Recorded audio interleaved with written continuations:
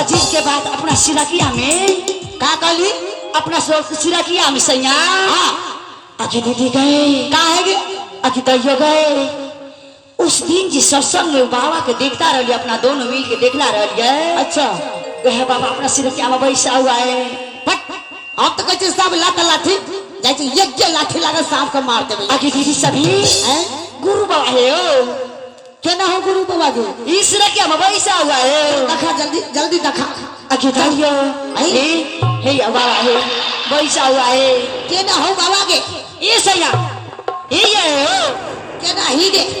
ये बाबा बैसा हुआ है। क्या ना ही गे एक कहाँ मिले है बाबा ढक्कन क्या ना ही रे आई क्या ना हो गया ये दिन रतौनी क्या दीदी गए कैसा है गए कहाँ मिले है बाबा बाबा के हिलावे है बाबा के डोलावे है। ये शराब दे रहे थे शराब इतनी बात सब शराब उठ का हम सब पेट में पी ले आगे दीदी ये भगना शराब दे देते शराब हाँ सैया क्या ना है बाबा देखा ना ए बाबा के प्रणाम कर रहा अपना सिरकिया में ही गोड़ लगे छो बाबा के गोड़ लगे छो क्या ना है गे आगे धैर्य ए मनसा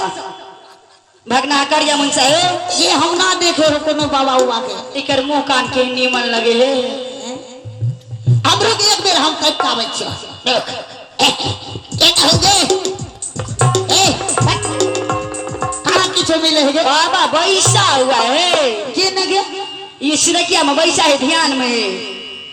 का सब है बाबा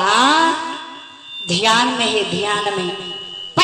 आइकल में गहूं कटे है कि धान है ध्यान में हो बेबूती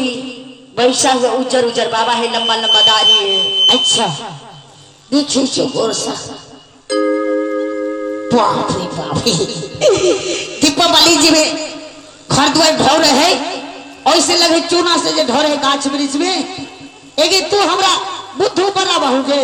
ई बाबा बैसा हुआ है हो एक नहीं है गे ई बाबा है हो एक चूना से ढोरल है घर